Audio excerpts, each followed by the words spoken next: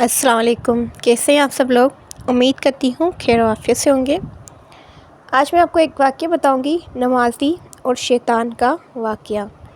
एक दफ़ा का ज़िक्र है कि एक शख्स अंधेरी रात में फ़जर की नमाज़ पढ़ने के लिए घर से निकला।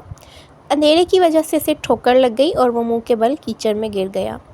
कीचड़ से उठकर वो घर वापस आया और लिबास तब्दील कर दोबारा मस्जिद की तरफ चल दिया। अभी चंद कदम ही चला था कि दोबारा उसे ठोकर लगी और वो दोबारा कीचड़ में गिर गया। कीचड़ से उठकर फिर वो दोबारा अपने घर गया, लिबास बदला और मस्जिद जाने के लिए दोबारा घर से जा निकला। जैसे ही वो अपने घर से बाहर निकला तो उसके दरवाजे पर उसे एक शख्स मिला। उस शख्स के हाथ में रोशन चिराग था। चिराग वाला शख्स चुपचाप नमाजी के आगे मस्जिद की तरफ चल दिया। इस मर्तबा चिराग की रोशनी में नमाजी को मस्जिद पहुंचने में किसी दुश्वारी का सामना नहीं करना पड़ा। वो खैरियत से मस्जिद पहुंच गया। मस्जिद के दरवाजे पर पहुंचकर चिराग वाला शख्स रुक गया। नमाजी उसे छोड़कर मस्जिद में चला गया। नमाजी मस्जिद से फारिग होकर जब वो बाहर आया तो उसने देखा कि चिराग वाला शख्स उसका इंतज़ार कर रहा था ताकि उस नमाजी को चिराग की रोशनी में घर छोड़ आए। जब नमाजी घर पहुंच गया तो नमाजी ने अजनबी शख्स से पूछा, आप कौन हैं? अजनबी बोला, सच बताओ तो मैं इब्लीस हूँ।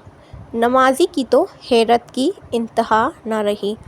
नमाजी ने उससे पूछा कि अगर तुम इब्लीस हो तो तुम मुझे यहाँ तक मस्जिद में कैसे छोड़ने आए?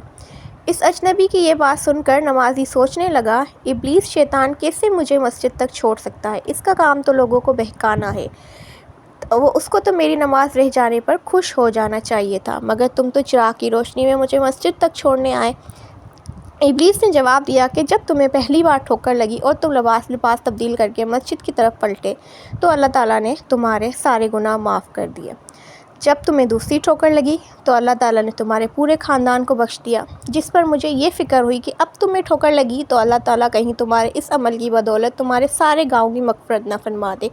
इसलिए मैं चिराग लेकर आया हूँ कि तुम बगैर गिरे मस्जिद तक पहुँच जाओ। इस शख्स ने जैसे ही ये बात सुनी तो उसने अल्लाह ताला की बारगाह में अपना सर झुकाकर उसका शुक्र किया। तो दोस्तों, ये है हमारे रब की शान। सुभान अल्लाह। उम्मीद करती हूँ आपको ये वाक़या पसंद आया होगा और इससे आपका ईमान भी तरोताज़ा हुआ होगा। Thank you for supporting me. अल्लाह हाफ़िज़।